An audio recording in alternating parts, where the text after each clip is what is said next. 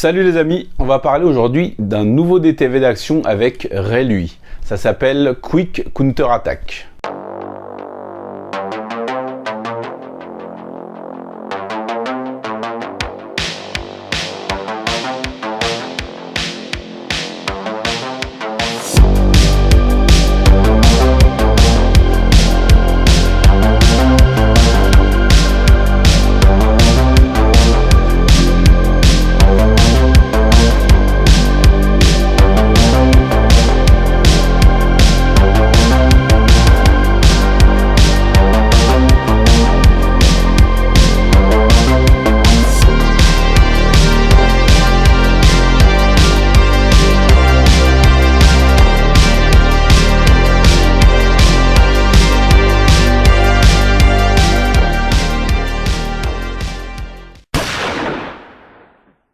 Quick Counter Attack, ça me fait toujours penser au fast-food là, enfin bref, je vais pas commencer à diverger dans tous les sens.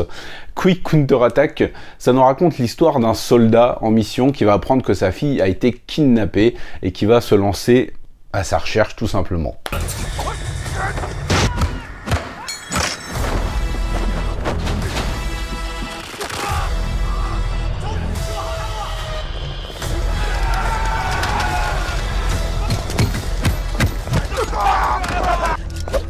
Alors on va vraiment rester dans quelque chose de très classique ici, au niveau de la narration.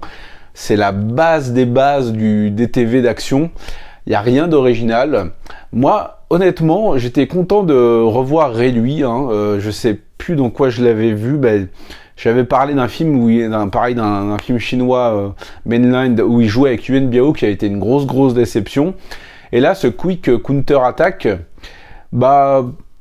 rien d'exceptionnel en fait, rien d'exceptionnel, c'est un petit film d'action assez basique.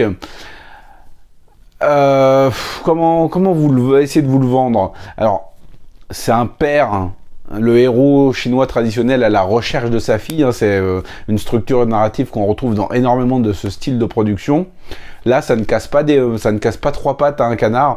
Et très honnêtement, ça n'a pas beaucoup d'ambition, que ce soit au niveau des scènes d'action, au niveau de la narration, au niveau de la réalisation. C'est assez basique, mais ça fait le taf. On va dire que c'est plutôt regardable. Je me suis pas vraiment ennuyé. Je vous donnerai la raison principale après. Mais je dois dire que voilà, rien de particulier. Ça aurait pu être plus dynamique dans les séquences d'action. C'est assez généreux, ma foi, en action. Malheureusement, c'est pas les meilleures chorégraphies, c'est pas le meilleur montage. Railui, il est pas loin des 60 piges quand même, donc on sent qu'il manque quand même un peu de dynamisme, de souplesse et autres. C'est pas de Semiu par exemple.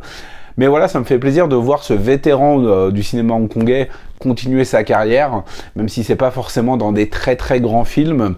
Là, je dois dire que ce Quick Counter Attack, si vous avez 1h30 à perdre, vous pouvez carrément le regarder. C'est une petite série B assez honnête. Malheureusement, il n'y a pas non plus un très grand budget, donc certains fonds verts font vraiment mal aux yeux. Je me serais presque cru dans un Marvel. Seigneur. Oh mon Dieu. Mon Dieu.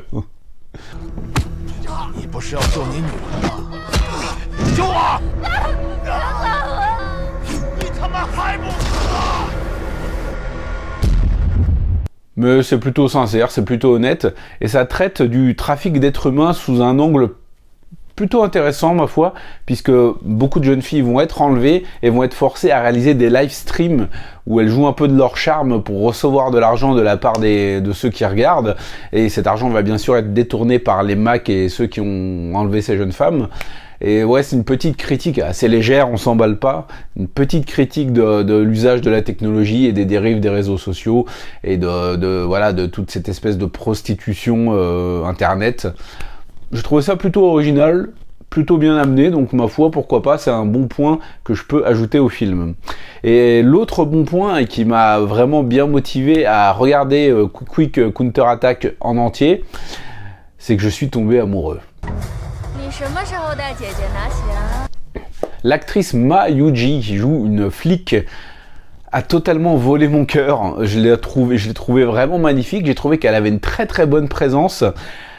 Elle m'a fait penser un peu à, physiquement et de manière assez lointaine à Anita Moy, que vous savez j'aime de tout mon cœur, c'est ma déesse. Et j'ai aussi pensé un peu à Louise Wong, j'espère que je me trompe pas de nom, celle qui joue justement Anita dans le biopic, que j'ai toujours pas vu, honte à moi. Bah ouais, je suis totalement amoureux. Ça fait longtemps que j'étais pas vraiment tombé sous le charme d'une actrice asiatique comme ça. Non seulement elle est magnifique, mais en plus elle a une vraie présence à l'écran. C'est pas juste la femme flic badass quelconque lambda qu'on va trouver. Non, elle a vraiment un petit truc en plus, et je serais curieux de creuser un petit peu dans sa carrière pour voir si son talent est confirmé. En tout cas, bah voilà, si jamais elle tombe un peu si jamais elle tombe un jour sur cette vidéo, beaucoup d'amour de la part de la France. Il y a quelques combats plutôt sympas, même si, voilà, ça, comme je l'ai dit, ça manque un peu de pêche et de dynamisme et un meilleur montage, même s'il y a une baston dans un couloir. Putain, je me serais vraiment cru dans un Marvel pour le coup, en plan séquence, qui est truqué, et les trucages sont c'est pas un vrai plan séquence, et ils essaient même pas de faire un effort pour le cacher, quoi. À un moment, la caméra elle vient littéralement se coller contre le dos de Ray Loy pour faire une coupure et repartir. Mais ça donne un petit plan séquence plutôt sympa, voilà. Bon, voilà, c'est rien d'extraordinaire.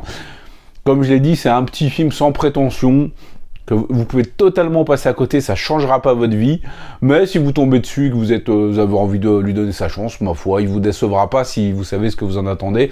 Moi, je voulais un truc d'action, avec un acteur que je connais, et une autre que j'ai découverte.